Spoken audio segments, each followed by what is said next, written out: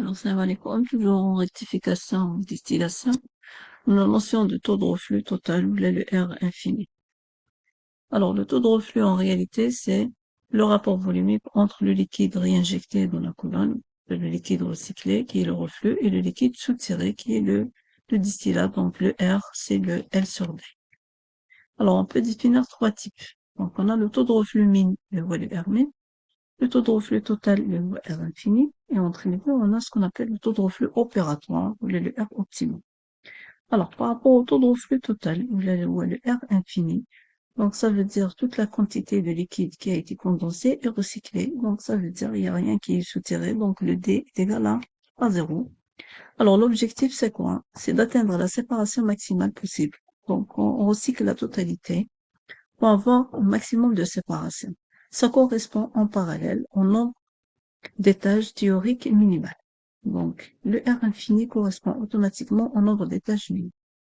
Le fonctionnement au flux total correspond au nombre minimal d'étages. Par rapport au taux de reflux minimum, le R min, on a le R est égal à L sur D, donc c'est clair que le R il est min lorsque le D augmente. Donc ça veut dire, pour un R min, le D est maximal.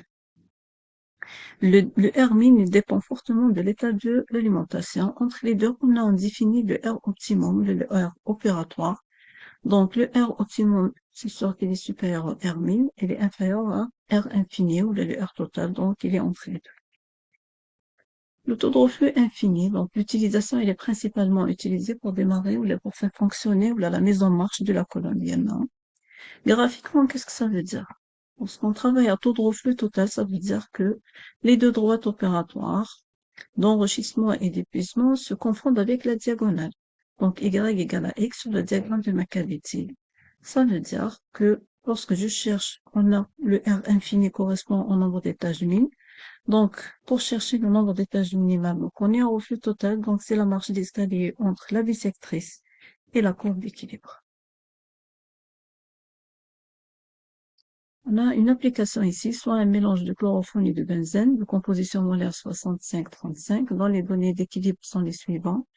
Donc, on donne les données d'équilibre X et Y pour les différentes températures. On désire séparer ce mélange à une fraction riche, titrant 95% chloroforme, et une fraction pauvre, titrant 13%. Alors, on demande de tracer d'abord le diagramme Y égale à et de déterminer le nombre d'étages, le nombre minimal de plateaux requis pour cette séparation. Alors, le mélange chloroforme et benzène, il faut d'abord définir le constituant le plus volatile entre les deux, c'est le chloroforme. Donc, notre XF, c'est 65%, le XD, c'est 95%, et le XW, c'est le 13%. Bon, la première des choses, bien sûr, il faut tracer la courbe d'équilibre à partir des données d'équilibre. Okay, on trace en parallèle la bissectrice.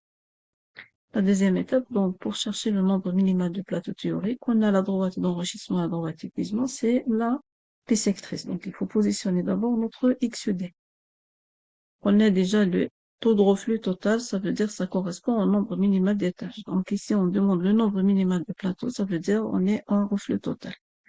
La première des choses, il faut positionner le XD, c'est pas sur la courbe, mais sur la diagonale, donc à 95%. Il faut positionner le XW 13% toujours sur la diagonale. Voilà. Et je commence la marche d'escalier entre la courbe d'équilibre et la bissectrice. Le nombre de marches donne le nombre d'étages min qu'on cherche, parce qu'on est à reflux total.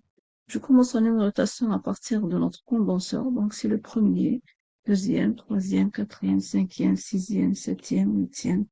Et on trouve pratiquement donc 8 étages et 8 plateaux et une fraction.